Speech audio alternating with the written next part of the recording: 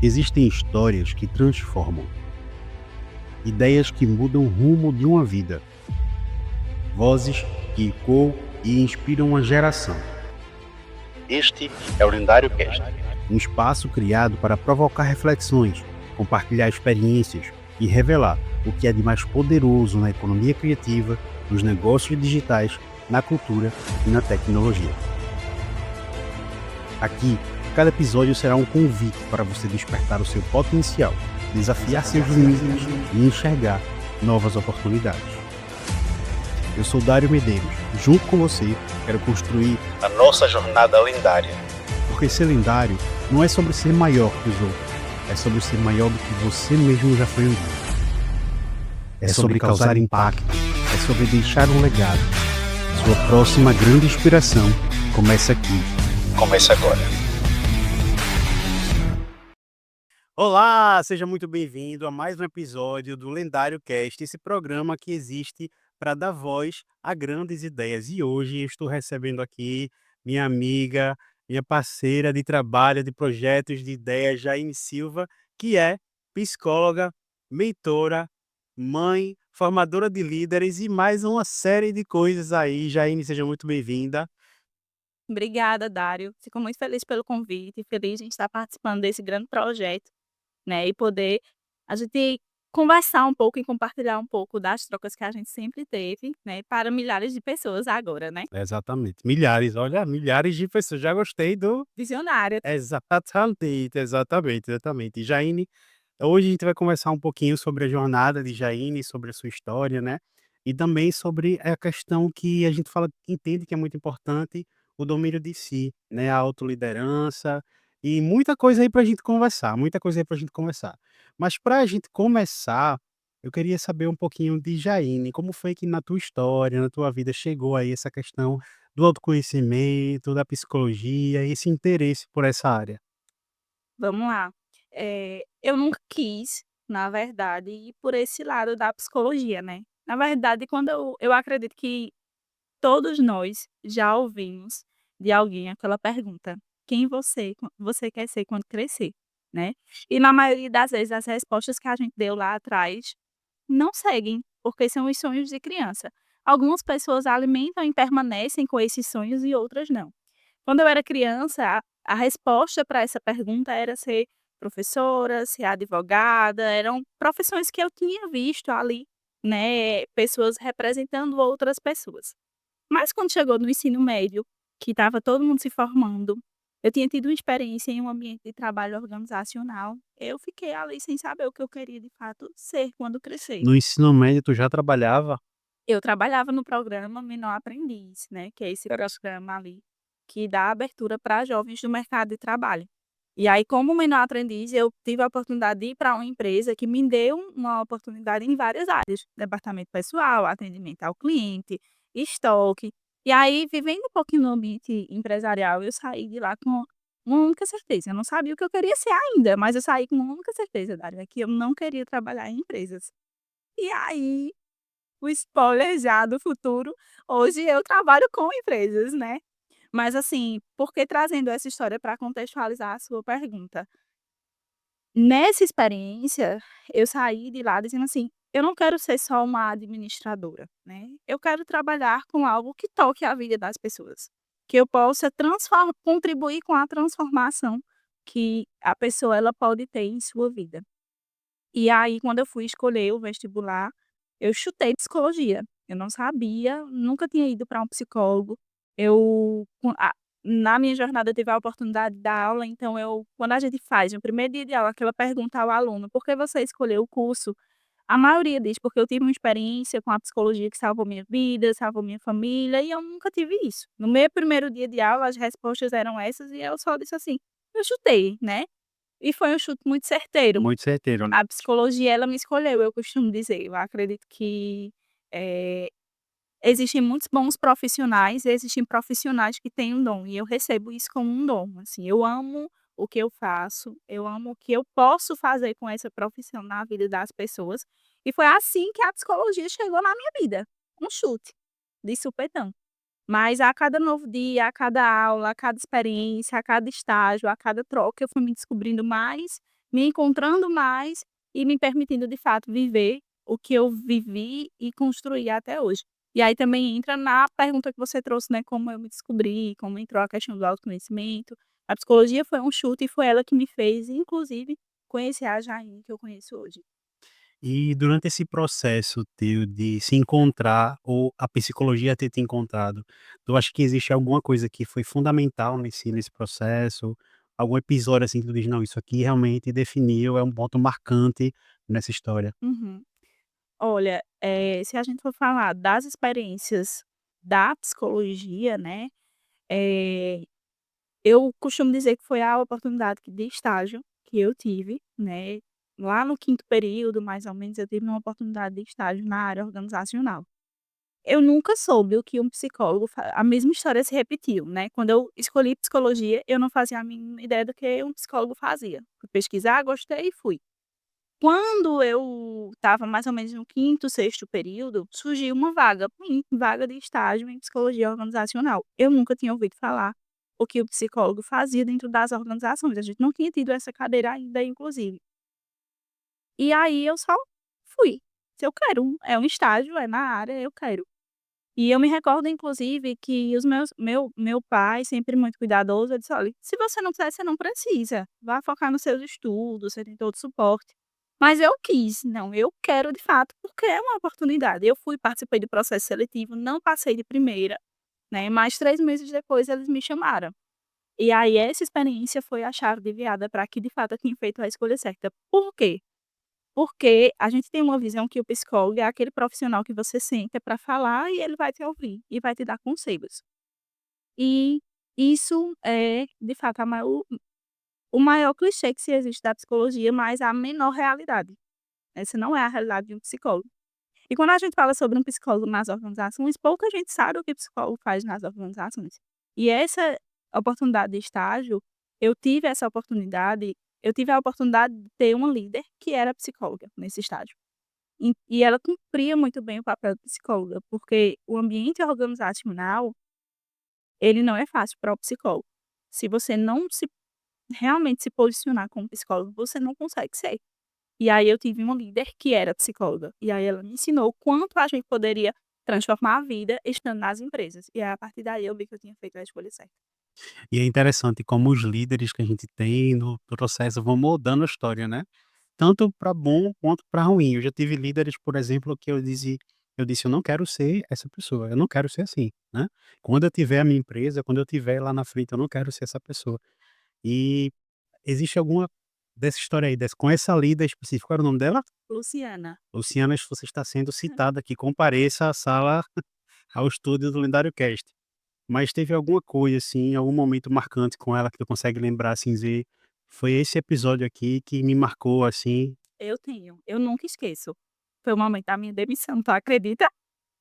Eu costumo dizer que na minha área, eu falo muito sobre isso com as pessoas, sobre ressignificar uma demissão. Porque, às vezes a gente olha como o fim. "Meu Deus, o que é que eu vou fazer?" A gente tá numa zona de conforto e foi assim que eu vi a minha demissão naquele momento, eu estava com um filho pequeno, né, de 6 meses, "Meu Deus, o que é que eu vou fazer da minha vida?". Só que se aquela demissão não tivesse acontecido, eu não estaria aqui hoje. Não estaria, porque talvez eu não teria virado a chave que eu precisei virar para ir atrás, para me lançar como consultora, conquistar o espaço que eu conquistei. E aí voltando para o momento, eh eu passei uma média de 2 anos e meio, entrei como estagiária, pouco tempo depois fui para auxiliar, depois para assistente, fui tendo a oportunidade dentro da empresa e o reconhecimento, né, de da eu digo que esse reconhecimento ele tem que ser uma troca. Eu preciso reconhecer o espaço que a empresa me oferece e fazer valer, e a empresa perceber, né, isso e, de fato, me dar o espaço para que eu possa entregar o meu melhor. E quando a gente teve a demissão, não foi uma demissão planejada, foi uma situação que ocorreu, né, que preciso falar, né, e foi um erro, a gente falha, né, a gente é ser humano. E aí, diante de um erro, de falta de comunicação, a comunicação não fluiu, algumas coisas aconteceram que recorreu a um erro no processo, né. E nesse erro, a empresa solicitou a minha demissão.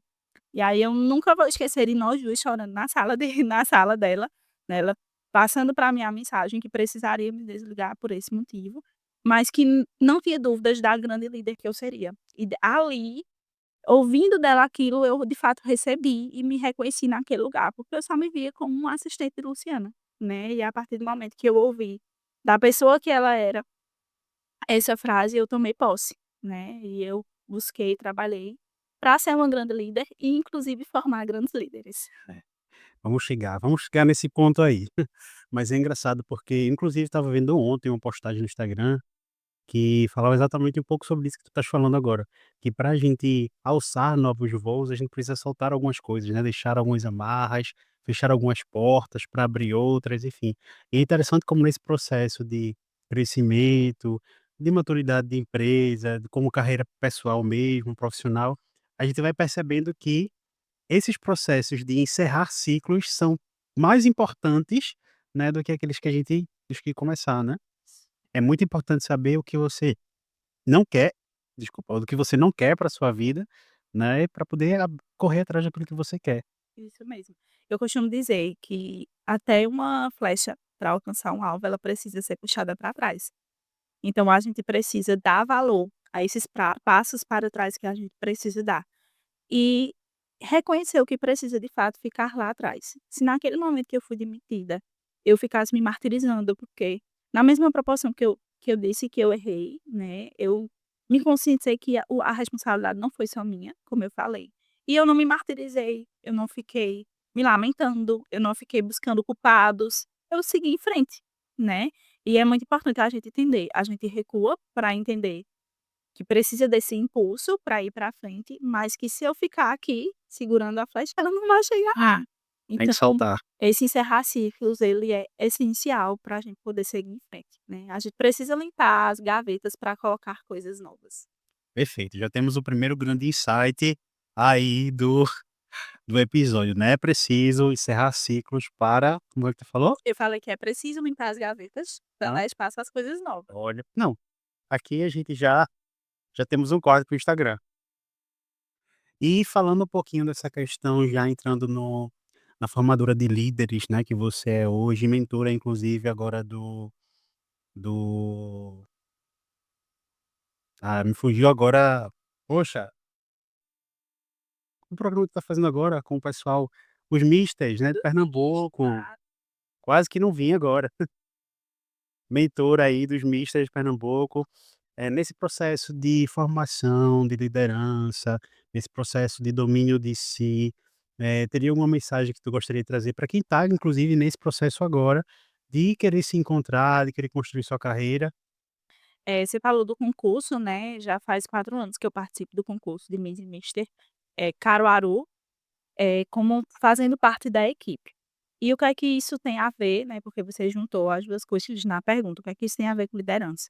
Quando a gente fala sobre um concurso de beleza, existe muito o estigma de só ganha quem é o mais belo.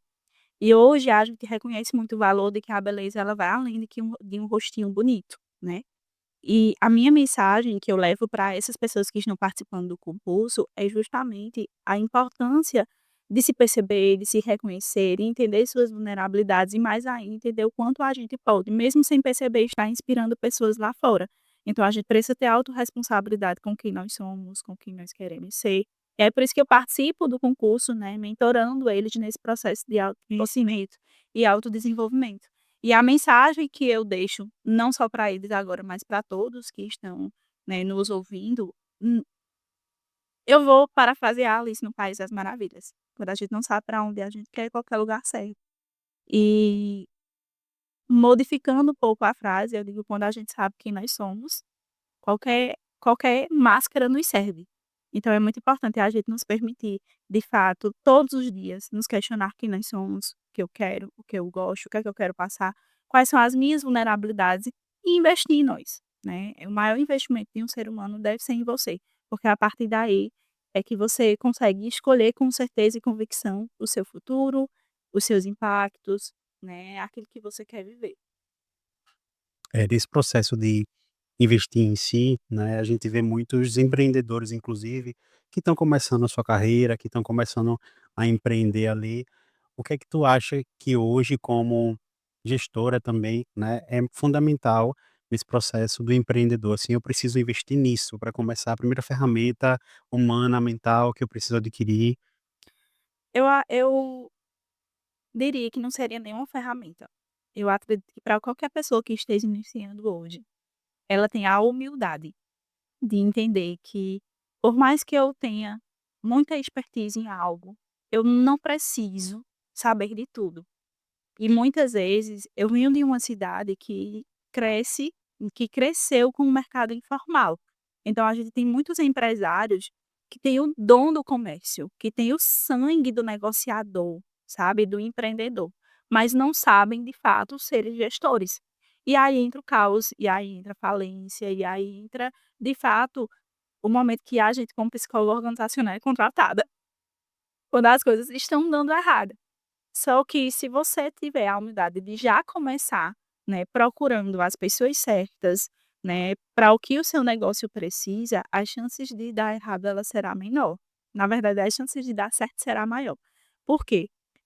Por eu saber vender, por eu saber fazer muito bem o negócio, eu acho que isso é o suficiente. Mas por menor que seja o teu empreendimento, se você tiver mesmo que você tenha só você, invista em gestão de pessoas. E tenha a humildade de entender o que você sabe ou não sabe de gestão de pessoas. Porque se lá na frente você precisar ter um funcionário, se você investir nessa estruturação correta, você vai já começar com esse funcionário do jeito certo. E se você não tiver o seu funcionário ser você mesmo, você vai saber inclusive as técnicas certas de se gerenciar, porque o autogerenciamento ele é muito importante. Então, além de ferramentas, o essencial é você se reconhecer nesse lugar de não ser completo, e não precisa, né, é buscar entender qual é o ponto que você acredita que melhor precisa investir, e a partir daí buscar as pessoas certas para isso. E é importante porque principalmente no começo, né, o empresário, o empreendedor, ele tá ali, ele acaba fazendo tudo, né, é a equipe, a urgência, como a gente fala muitas vezes, né, e aí ele acaba precisando desenvolver ali na marra diversas habilidades, e aí me vem uma questão agora, Jane. No processo em que a empresa ela começa a crescer, inclusive eu acho que eu não sei se a gente falou para quem está nos assistindo que Jaine hoje também é empreendedora na Senso Desenvolvimento, uma empresa de desenvolvimento humano e organizacional, né, que inclusive foi a agência DUP que criou a marca, vamos deixar aqui esse uma das melhores marcas inclusive que a gente já produziu, não é porque Jaine está aqui à frente, mas eu realmente acho isso. E nesse processo em que a empresa ela está crescendo, um empreendedor começou solo, carreira solo ali, começa a ter equipe, né, e existe ali para muita gente, inclusive que eu tenho contato, inclusive para mim também foi no começo, né, aquela dificuldade de soltar um pouco, né, para poder ter a visão do macro e gerenciar, né, esse é um desafio que a gente vê, de muitos empresários aí nesse primeiro processo. O que é que você hoje diria para essa pessoa que está passando por isso? Eu passei por isso também, né, hoje eu estou há 10 anos já no mercado de consultoria organizacional, mas por muito tempo foi desses 10 anos eu acredito que 6 foram sozinha, né. E esse processo de transição, de sair do eu presa para empresa, é muito difícil, ele não é fácil. Então, não tem um conselho chave, e tipo assim: "Faça isso, todo mundo que vai funcionar". O segredo é você se permitir, eu vou voltar na humildade, talvez não seja essa a palavra humildade, mas é a permissão, você se permitir ser ajudado, você se permitir, eh não se cobrar tanto, porque na maioria das vezes a gente não solta muito, porque a gente se cobra demais. Nada pode sair fora, né, tem que ser tudo perfeito. E aí é difícil, a gente que cuidou, por exemplo, vou citar o meu exemplo novamente, eu passei 6 anos trabalhando sozinha. Então quando eu começo a trazer pessoas, quem melhor do que eu para saber como funcionar o meu negócio? Quem melhor do que eu para saber como aquilo tem que ser feito, se eu estou fazendo há 6 anos, né. E aí são crenças que a gente vai construindo no meio do caminho e a gente precisa quebrar. Então uma das chaves realmente é você se permitir se desmontar para ser montado com a ajuda de outras pessoas. E aí o autoconhecimento ele é muito importante, né, você se questionar: "Onde é que eu posso, eh" permitir que outras pessoas sejam melhores do que eu, inclusive, né. Onde é que eu posso permitir que outras pessoas possa me ajudar sem me sentir culpada, porque eu por muito tempo, inclusive, me sentia culpada quando eu passava a responsabilidade para outras pessoas, porque eu achava que eu estava fazendo outras pessoas trabalhar por mim. Não, eu estava com outras pessoas trabalhando comigo.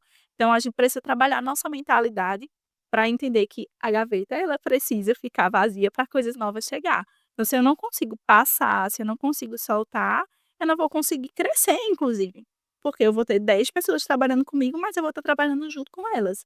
E para a gente crescer como empresa, a gente precisa mudar de nível, né, a gente precisa ter pessoas somando e a gente ir saltando para ir olhando para outros lados que as empresas precisam passar a olhar também. E é interessante porque uma das principais características do líder é formar outros líderes, né. Então se a gente acaba aqui enquanto líder, enquanto gestor, assumindo tudo, abraçando tudo e não permitindo, como você falou, A que gente outras não pessoas sejam melhores, né, a gente não cumpre de fato a nossa missão. exatamente. Perfeito, Jaime. E aí, a gente separou aqui algumas perguntinhas para a gente ir desenvolvendo a nossa conversa. E aí, Jaine, hoje, além da Ciência e Desenvolvimento, além da gestora, né, formadora de líderes, Jaine hoje também tem cursos online, não é isso? E um curso, inclusive, que a gente gravou, que foi o Ex FGP, a Forma da Gestão de Pessoas. E tem uma aula nesse curso que eu preciso falar dessa aula novamente. Eu já falei várias vezes dessa aula, acho que é a aula 8 até, se não me engano. Não sei, não tenho certeza.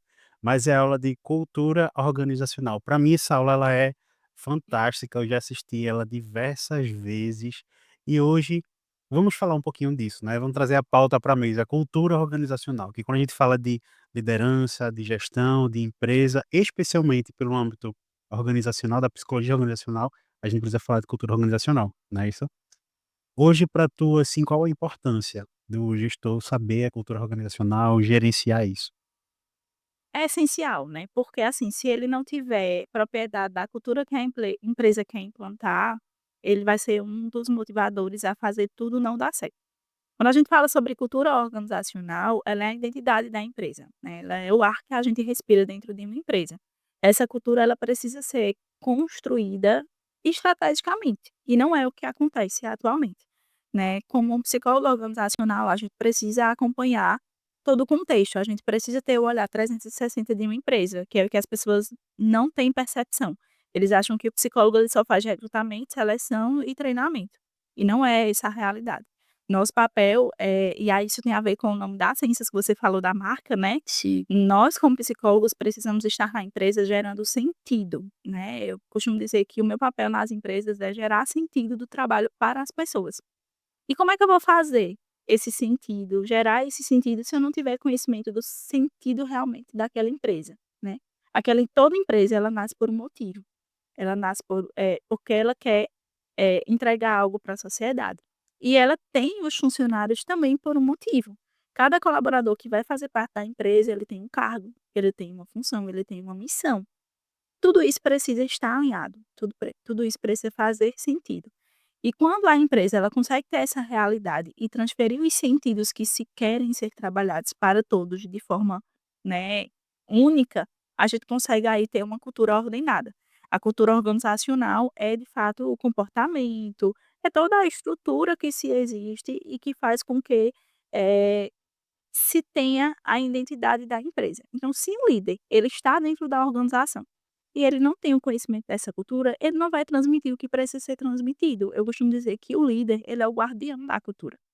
Então, como líder da empresa, eu preciso entender o que é que essa empresa quer. O que é que ela quer transmitir para as pessoas que estão fora, que são os clientes, e as pessoas que estão aqui dentro. E fazer o que precisa ser feito para que todo mundo sinta essa cultura, né. A cultura, ele vai desde os elementos que se faz parte daquela empresa, né, então a gente tem aqui, né, essa marca aqui, ela faz parte da sua identidade organizacional. Tudo que sair, tudo que for divulgado com essa marca, quando eu não ver o nome, mas ver esse símbolo, eu vou associar ao podcast lendário, né. E isso faz parte da cultura, não só imagens, mas como também falas. Por exemplo, chegou um novo funcionário dentro da empresa, e aí todo mundo já fala: "Ó, fulano, tu não chega perto de fulano não que ele não gosta. Ah, ó, aqui toda impressão tem que ser feita em em papel rascunho, e as pessoas nem perguntam os porquês.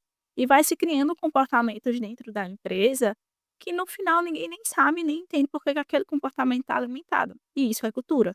Então o líder, ele tem que ser o responsável por esse formar comportamentos que vão se estender de um colaborador para outro. E aí, como é que eu faço isso, se eu não entender o sentido de tudo, né, é muito importante. O líder, ele é um dos principais personagens dentro de uma organização para transmitir a cultura de forma assertiva. E aí, como é que o líder hoje, que isso na verdade eu acredito e eu vejo no dia a dia, que é a dificuldade de muita gente, não sabe como encontrar, como descobrir ou como criar essa cultura. E aí hoje, o que é que tu diria para essa pessoa que está nesse processo de criar ou descobrir a cultura da sua organização? Estude. Estude teorias, estude técnicas e estude a sua empresa. Por quê? As pessoas confundem que cultura é subjetividade, né. Não tem como construir uma cultura excluindo subjetividade. E isso é uma coisa que eu digo, por quê? Cada ser que está ali dentro daquela empresa, ele é único e ele possui sua subjetividade. Então a gente precisa estudar cada uma delas, então precisa estudar pessoas. Estudar, entender e entender o que cada uma delas tem a somar com a empresa. Mas eu preciso estudar a empresa e entender o que a empresa quer, e a partir daí somar. É o primeiro ponto. Só que como é que eu vou estudar as pessoas e estudar a empresa sem me preparar também para entender as técnicas certas? Então, as pessoas elas sonham em ter cargos, né. Líder não tem nada a ver com cargo, tem a ver com a tua habilidade de desenvolver pessoas, de fazer aquela pessoa chegar inclusive aonde ela nem imaginaria que era capaz de chegar, é você ter a habilidade de formar novos líderes, desenvolver potenciais, mas muitas vezes as pessoas associam ser líder a ter simplesmente um cargo. E aí eu quero cargo, eu quero um salário mais alto, eu quero status, e não fazem a principal missão de um líder, né, que é transformar um ambiente através das pessoas. Então, para que esse líder ele consiga ter o sucesso na implementação da cultura organizacional, ele precisa estudar. Não adianta, trabalhar apenas no subjetivo de que eu sou um líder nato e sei muito bem influenciar pessoas, porque quando a gente fala sobre liderança também nas teorias, né, a definição de liderança é o ato de influenciar pessoas, mas eu costumo dizer que isso não é suficiente.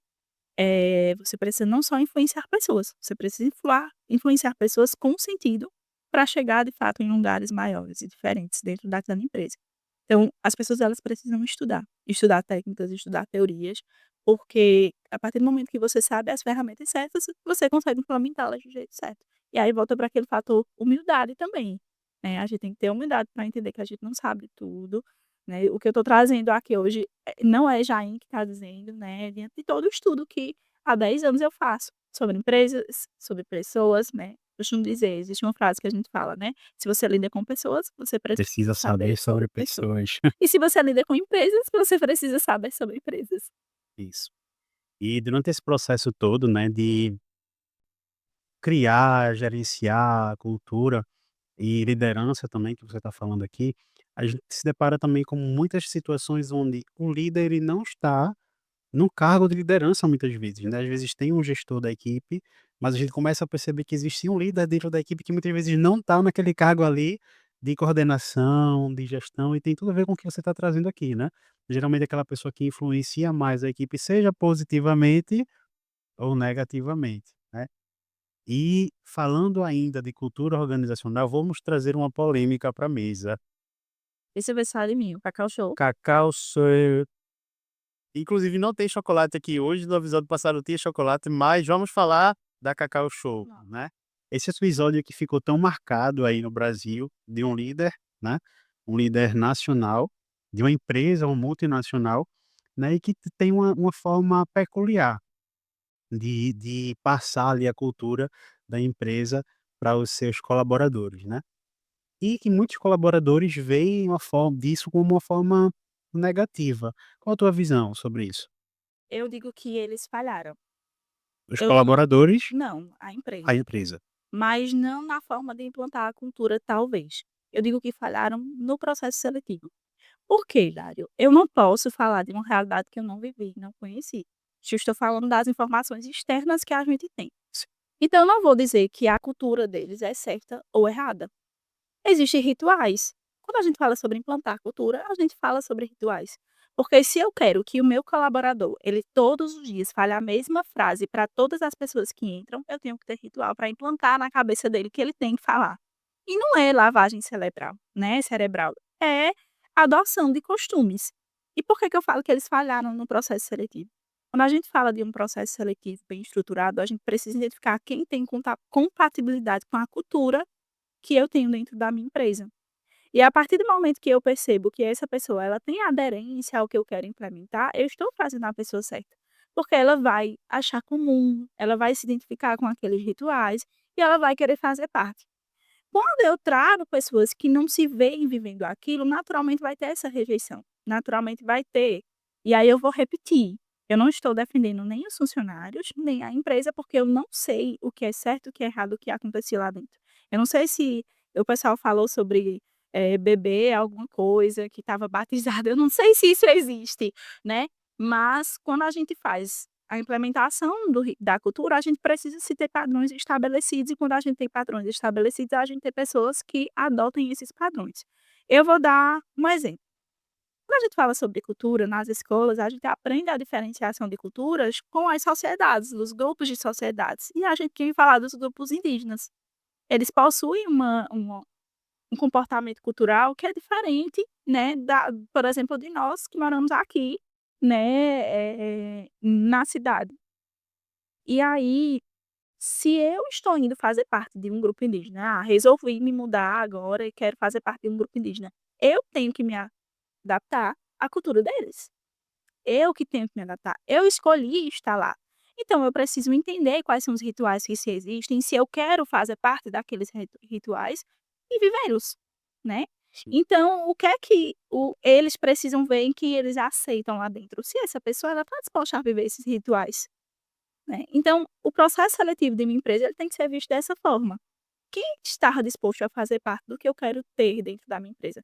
A Cacau Show, externamente falando, é um exemplo de implantação de cultura, porque em todas as unidades que eu chego, eu recebo um feliz hoje.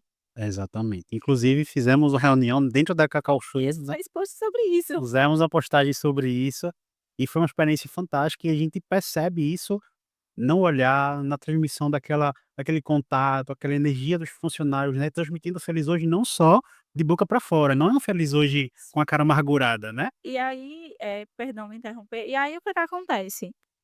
Se existem pessoas que estão fazendo isso sem querer, houve uma falha na escolha. Eu defendo dessa forma. Repito, não estou dizendo que o que eles fizeram é correto ou errado, porque sobre o processo que se existe lá dentro, só eles sabem, eu não sei, né.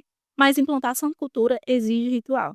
Ritual dentro, claro, do que é aceitável na humanidade, né, eu não vou fazer corte de sangue, fazer você unir aqui comigo, mas eu preciso entender que as pessoas que eu preciso trazer para o meu time precisam ter compatibilidade com a cultura. Vou trazer outro exemplo, né, nós somos um país laico e a gente tem diversas religiões. E vamos supor que você é um empresário, né, eu tenho clientes inclusive, né, na consultoria, que são de uma determinada religião e eles só querem contratar funcionários de aquela determinada religião. Para o Ministério do Trabalho, para algumas questões, isso é um pouco complicado, porque a gente não pode trazer essa distinção. Mas a gente precisa entender que se a empresa ela tem um ritual de todas as vezes ela abrir a porta, ela fazer uma oração, né, e ela precisa ter pessoas que compactuem com aquilo, porque senão eu vou ter um problema, né. Então: "Ah, Jane, você vai excluir uma pessoa do processo seletivo se ela for muito boa, mas não for de determinada religião?" Eu não vou excluir, eu defendo. Eu costumo dizer que eu defendo a empresa para os colaboradores e defendo os colaboradores para a empresa. Se eu identifico que aquele candidato participa de um processo seletivo e é a pessoa que a empresa está precisando, eu vou defender ele para a empresa, mas se eu percebo que existe uma diferença cultural gritante e que a gente vai ter problema futuro, não é sobre uma religião que eu estou falando, é sobre compatibilidade cultural, diferente. E aí a gente precisa ter esse senso na seleção, né. Ou seja, para os empresários que estão nos acompanhando, entendam a importância, né, de ter uma equipe, um time alinhado com a cultura da empresa. E se quer permanecer, se quer crescer a cultura, crescer a empresa através da cultura, precisa ter esse alinhamento. Isso. Precisam se ter, assim, investir no processo seletivo evita muito problema. lá na frente, sabe, e investir em pessoas certas. Existem muitos profissionais de mercado que fazem processo seletivo com uma grande qualidade, com diversas aplicações de ferramentas e às vezes a empresa vê isso como um custo, mas é um investimento, porque você vai evitar outros tipos de custo, você vai diminuir rotatividade, você vai diminuir problemas entre a equipe, né, então é muito importante esse investimento no processo seletivo. E aí, Jaine, de todo esse vasto campo de experiência, anos, mais de 10 anos de experiência, né, nessa área, existe alguma história que você presenciou enquanto psicóloga organizacional que te marcou profundamente? Cara, são tantas, Dário, são muitas, assim, eu costumo dizer que cada empresa ela me traz uma realização diferente, né, porque cada empresa é um mundo, a gente precisa entender isso, né, que não são receitas prontas para se viver cada experiência nas empresas. E aí fica difícil escolher uma, né, fica muito difícil. Mas uma que eu costumo dizer que marca muito foi há pouco tempo atrás, a gente teve a experiência de chegar em uma empresa, né, que já existia no mercado há mais de 20 anos, e tinha uma gestora à frente da equipe nesse período, né, uma pessoa de confiança do proprietário da empresa, e que essa pessoa, essa gestora, ela tocava o terror, né, e o dono ele não tinha essa consciência, porque era uma pessoa de confiança. E a equipe ela estava adoecida, a equipe estava, né, realmente em colapso. E quando a gente chega, né, por as pessoas estarem adoecendo muito, terem começado a muitos pedidos de demissão, quando a gente chega, que a gente faz o diagnóstico, né, que eu costumo defender que o papel do psicólogo é também ter esse olhar 360, né, como eu já falei aqui. E aí a gente, ao iniciar qualquer trabalho dentro da empresa, a gente entende o que é que a empresa precisa. E aí quando a gente percebeu que a empresa precisa era simplesmente mudar de gestora, porque ela estava adoecendo as pessoas. E a gente conseguiu com o nosso trabalho trazer porque as pessoas inclusive elas acreditavam que isso nunca ia acontecer. Porque se você tem dentro da empresa uma pessoa que está há 20 anos, é de confiança do proprietário, né, ninguém tinha coragem de falar nada mais sobre ela para ele, porque ninguém acreditava que ele ia acreditar. Mas ele acreditou, ele viu, tipo, a gente trabalha com dados, né, empresário ele lida com dados, então mesmo a gente lidando com pessoas, a gente busca formas de gerar dados para comprovar aquilo que a gente está falando, não é uma leitura apenas subjetiva. E quando a gente consegue trazer todo esse trabalho, toda a mudança inclusive de continuidade, porque não é só tirar um gestor, o modelo de gestão da nova pessoa, ela precisa também ser saudável, né, não adianta tirar um gestor ruim e colocar outro, né. Então a gente fez todo o acompanhamento da empresa, né, passou um bom tempo lá e depois você chegar dos funcionários, assim, você salvou as nossas vidas, né, e receber isso com brilho nos olhos, com lágrimas nos olhos, isso toca o nosso coração. Porque a gente que trabalha com a psicologia nas empresas, a gente se trabalha para não receber muito reconhecimento, porque a gente, de fato, promove muita mudança, a gente pensa muito nos outros e a gente não quer holofotes, a gente quer mudança. E aí quando alguém traz uma fala dessa, né, de que com o nosso trabalho a gente conseguiu mudar a vida deles, a gente se sente realizado, né. Então, essa pessoa em si me marcou muito, essa frase nessa empresa não foi a que mais marcou, existem outras aí, mas, que talvez se eu for contar demore mais, que é por isso que eu escolhi essa, mas foi uma das primeiras, eu acredito que gerou um impacto mais forte, foi quando eu vi na prática dizendo assim: "Realmente faz sentido, né, o nosso trabalho faz sentido". A gente conseguiu trazer uma mudança difícil, significativa e que a gente vê que foi duradoura, porque isso já faz anos, né, eu até disse que era recente, mas olhando a timeline que a gente nem vê o tempo passar, eu acho que já faz mais de 5 anos isso, e a equipe ela conseguiu se manter a mesma, inclusive. Chegaram novas pessoas e o clima é outro, os resultados são outros. É muito gratificante para a gente ver que um trabalho específico bem feito, ele gerou um resultado para um longo tempo e que impactou a vida de muitas pessoas. E é interessante como a gente falava agora há pouco, né, de ter uma equipe alinhada, de ter uma liderança especialmente alinhada com a cultura. É interessante como movimentar uma pecinha ali, chave do xadrez, pode mudar a vida não só da empresa, mas das pessoas envolvidas, né, porque como você falava, tinham pessoas adoecendo ali, né, e realmente uma liderança mal instruída, mal preparada, adoece pessoas. Porque se a gente fala que o líder, ele pode formar outros líderes, ele pode inspirar outras pessoas, também pode da mesma forma adoecer outras pessoas, né. É isso mesmo. o que é que acontece? Isso foi um dos motivos, inclusive, que me fez investir na carreira de formadora de líderes. Lembra do estágio que eu falei, foi a minha primeira experiência?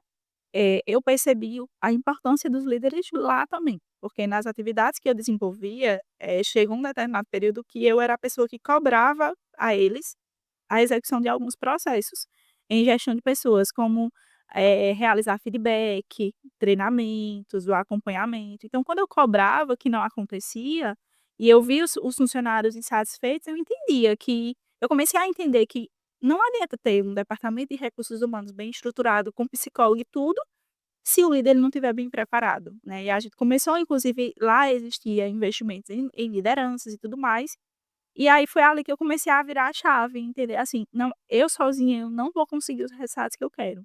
Não é Jaine psicóloga que vai mudar o ambiente empresa. Não é Jaine fazendo ações de saúde mental como psicólogo nos colaboradores apenas que vai mudar o ambiente da empresa. A gente precisa fazer isso, mas não só isso. A gente precisa, trabalhar as lideranças, porque uma liderança com uma mentalidade de fato assertiva vai ter um time assertivo, né. Então o líder, quando ele consegue abrir os olhos para o papel dele, a responsabilidade dele, que não é só resultado numérico, ele vai conseguir trazer resultados inimagináveis. E aí, por isso que eu investi na área de desenvolvimento de líderes, porque não adiantava eu ir como psicóloga instruir a empresa as mudanças, mas os líderes que eles tinham não cumprir com esse papel. E assim, convenhamos, eu falei o exemplo da empresa que conseguiu mudar essa pessoa, mas às vezes não é só uma peça que precisa ser mudada. Em uma empresa que tem 10 líderes e os 10 não têm a formação adequada, quando eu falo sobre formação, não é só graduação, eu não tenho como mudar os 10 de uma vez, né. Muitas empresas adotam um sistema de e são crenças. O mundo empresarial possui muitas crenças que precisam ser quebradas. Por exemplo, eu só posso promover, o ideal é promover quem está há mais tempo de casa, porque se eu promover quem chegou agora, quem está há mais tempo vai ficar desmotivado, eu vou perder aquele funcionário. Mas aquele funcionário talvez ele seja bom justamente em onde ele está. Se você muitas vezes a gente perde um bom vendedor para tornar ele gestor comercial e ele não tem habilidade de gestão comercial. Então a gente precisa ter líderes preparados. Só que a transição de investimento de lideranças dentro de uma empresa, ela não é feita de forma assertiva, né. Existe um teórico que se chama Rancharan, inclusive, que ele defende que existe um pipeline de liderança. Existem etapas que precisam ser seguidas para que o bom líder ele consiga ser bom líder em todas as etapas que ele execute. E isso naturalmente não é cumprido, né. As pessoas na maioria das vezes não sabem nem se gerenciar, mas já passam a gerenciar outras pessoas. Então, eu passei a investir, né, nessa área de desenvolvimento e liderança, porque eu entendi que o meu papel como psicóloga nas empresas não teria efetividade total se eu não tivesse os líderes junto comigo. E você trouxe agora uma questão que é muito importante, né, o domínio de si, Hum. essa autogestão, essa autoliderança. E a gente percebe que muitos dos líderes que estão nos cargos de liderança, muitos gestores que estão nesse cargo também, eles não fazem esse exercício de autoanálise muitas vezes, né. E, por Uhum. exemplo, uma pessoa numa situação dessa que você acabou de trazer, ela poderia avaliar e perceber que a equipe não estava confortável com a presença dela, via algo de errado e que na verdade o erro era ela, né. E aí eu vou voltar para a palavrazinha humildade. Exatamente. A palavra que rodou esse episódio de hoje. Tenha humildade, líderes. O que é que acontece? É muito difícil para a gente nos reconhecer como vilão da história, e muitas vezes a gente é sem nem perceber. E aí por isso que o autoconhecimento ele é importante. Você falou em um determinado momento que você teve que a liderança ela pode te influenciar tanto para um lado positivo como para o negativo, e muitas vezes a gente tem líderes negativos que faz a gente olhar e dizer assim: "Eu não quero ser como ele". Essa frase ela é importante, mas ela também é um risco, porque às vezes, por a gente ter um trauma de um líder anterior, a gente não consegue se posicionar como deveria como líder. Então o que é que a gente precisa fazer para ser um bom líder? Se desmontar de todas as crenças que a gente construiu como pessoa, entender a responsabilidade desse cargo e aprender técnicas e teorias que esse cargo exige. Às vezes a gente alimenta muito: "Ah, para mim um bom líder ele precisa ser assim". Para mim, um bom líder precisa ser de tal maneira. Só que esse "para mim" é sobre você, é sobre as suas experiências, sobre a sua história, e você precisa entender o que é que a sua equipe precisa, né. Então, falta humildade nas pessoas de entender que você é bom, mas você pode ser melhor. Você pode ser melhor se você ouvir mais as pessoas, você pode ser melhor se você entender que você não sabe dar feedback da melhor forma, Você pode ser melhor se você entender que você centraliza as coisas, né. Então, na mesma proporção que a gente tem que ter um cuidado com a nossa autocobrança, a gente precisa ter um cuidado também em não se cobrar em ser melhor. Aí vem a palavra que eu falei, a humildade de se permitir se enxergar vulnerável nessa posição. E como eu falei também sobre a questão do comércio informal, existem muitas pessoas que crescem com convicções, né, de que eles são muito bons naquilo que desenvolvem, que acabam não dando espaço para outras pessoas contribuírem com esse conhecimento. E isso é uma das coisas também que adoecem a equipe, né, porque você acaba não permitindo ali o espaço que a equipe precisa para crescer, para se desenvolver. Então existem muitas crenças que precisam ser desconstruídas no mundo de liderança, para você se tornar uma liderança de referência. Inclusive eu tenho um curso que se chama Líder de Valor, que você Isso, aí hora identidade, quer chegar nele agora. e quando a gente estava discutindo o nome desse curso, a gente falou muito sobre, de fato, desmistificar um pouco do conceito de liderança no mercado de trabalho. Que as pessoas reconhecem liderança como alguém que vai influenciar outra pessoa a chegar em um objetivo comum, né. Eu quero influenciar essa pessoa para chegar àquele resultado. Só quando a gente vai estudar as teorias da liderança, existem muitas formas de conquistar essa liderança, esse poder. E às vezes, a maioria delas é de forma errada também, né. Eu consigo conquistar o poder sobre uma pessoa para ela fazer o que eu quero de uma forma totalmente errada. Eu posso influenciar ela a fazer a atividade ameaçando ela, dizendo que se ela não fizer eu vou perder o emprego. E aí, ela vai perder o emprego. Então a gente precisa ter um entendimento, né, de que quando a gente construiu o curso do líder de valor, a gente discutiu muito sobre esse conceito, e por quê? Eu costumo dizer que você, para se colocar numa posição de gestão, se você vai estar em um cargo de liderança, assuma a posição de ser referência. E por que valor? Porque algo de valor é algo que as pessoas almejam. Se eu perguntar a você agora: "Dário, eu quero te dar algo de muito valor, seja financeiro ou simbólico. O que é que você quer agora? Se eu puder te dar, o que é que tu me pediria?" Nossa, essa pergunta agora você me pegou de surpresa. Me faz a pergunta já que não é. Exatamente, estamos invertendo aqui as cadeiras. Mas se fosse financeiro, você ia me dizer o quê? Vamos falar de finanças. Talvez uma viagem para Portugal, Que daria em quantos aí, mais ou menos? uns 10.000 euros por aí. É. E se for algo simbólico, a gente na maioria das vezes vai com alguma virtude, com algo de fato, né, enfim. A gente só vai pedir aquilo que a gente tem uma expectativa, que a gente almeja, que a gente quer muito, que a gente talvez não tem de imediato, né. Você falou essa viagem e eu sei que existe o simbolismo por isso, por trás, né, e que, eh por isso que eu trouxe o conceito de líder de valor. Quando você se propor a ser líder, seja essa pessoa que as pessoas olhem para você e assim: "Poxa, eu quero ser como esse líder quando crescer. Eu quero ter um líder desse na minha vida. Eu quero esse líder, alguém de valor na minha vida", seja uma Luciana, né, Luciana foi assim na minha vida, né. Então o nosso curso de liderança de valor transmite isso para as pessoas, não basta você ter um cargo, você tem que gerar valor na vida das pessoas, e esse valor ele precisa ser positivo, não só financeiro, mas também financeiro, porque se você for um bom líder, você vai crescer e fazer as outras pessoas crescerem Exatamente. financeiramente também. Hashtag sejam alucianos. E hoje, para uma pessoa que ela está justamente buscando esse caminho, ele entendeu que é importante o autoconhecimento, ele quer trilhar esse caminho. Quais são as ferramentas, quais são os cursos, como ele pode entrar em contato com você? Vamos lá, como você falou, eu tenho a Ascensos Desenvolvimento, né, que foi criada aí pela DUP, uma marca linda. A Ascensos ela tem o significado de sentido no latim, justamente porque a gente em nosso lema, né, a gente desenvolve pessoas para empresas e empresas para pessoas, né, que como eu falei, o trabalho ele possui um sentido na vida das pessoas e na maioria das vezes é um sentido negativo. E a gente está ali para gerar o sentido positivo desse trabalho na vida das pessoas, seja em um cargo de liderança ou não. E aí, se você está indo para um cargo de liderança, a gente tem vários cursos, né, a gente tem a trilha, que também foi desenvolvido pela, né, a gente tem muitos cursos desenvolvidos com vocês. A trilha, que é um dos cursos iniciais ali para a liderança, que é, de fato, para ele entender qual é a trilha que ele precisa percorrer para se tornar esse líder de valor. E aí a gente tem um curso de líder de valor, que é a formação completa de liderança específica e desenvolvida pela Ascensios, com as teorias que precisam ser trabalhadas, mas com a essência da experiência que a gente carrega por 10 anos, né. A gente tem o FGP, que é uma complementação disso, porque eu costumo dizer também que não basta ser líder, você tem que ser gestor de pessoas. E quando você assume um cargo, né, de liderança, você é cobrado para ter resultados. E ser líder não está necessariamente associado a gerar resultados numéricos, mas para uma empresa você precisa gerar resultados numéricos. E você não vai ter tanta assertividade nesses resultados se você for líder. Você precisa ser gestor.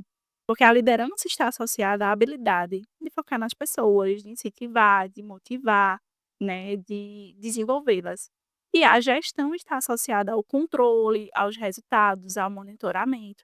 Então, o FGP é o curso que ele é bem compacto, mas que traz diversas ferramentas para você proporcionar esse equilíbrio entre liderança e gestão de pessoas. E aí tem ferramentas de autoconhecimento, nos outros cursos também tem, né. Eu costumo dizer que a trilha certa é essa, você começa pela trilha, né, que é o nosso curso menor, depois o do líder de valor e depois o FGP, isso trazendo para os produtos da Ciências, né. Mas se você não quiser vir para a Ciências mais venha, porque modéstia à parte são os melhores. Comece por você, né, a trilha ele traz essa perspectiva de você começar por você. É entender o que você quer, né, o que você precisa investir para chegar onde você quer chegar como líder. Depois que você começar por você, comece pelas empresas, pelas técnicas de fato que são essenciais de se conhecer enquanto liderança, e aí a jornada de valor trabalha muito isso. E depois você estrutura o teu plano de ação, de aplicação, e aí o FGP vem para isso, né, ter as técnicas, inclusive o FGP a gente modelou ele em um produto que você aplica, né, em 3 meses, existe uma sistemática que dentro de 3 meses você consegue o resultado se você conseguir cumprir. É um ritual de implementação de cultura, né, em um combo aí bem compacto. Isso vale tanto para a pessoa quanto para a Empre empresa, né, que possa adquirir, comprar o curso para aplicar ali para os seus funcionários, para os seus colaboradores. E, além disso, Jaine ela também é palestrante e está participando agora do reality show, o The Best Speaker Brasil, não é isso?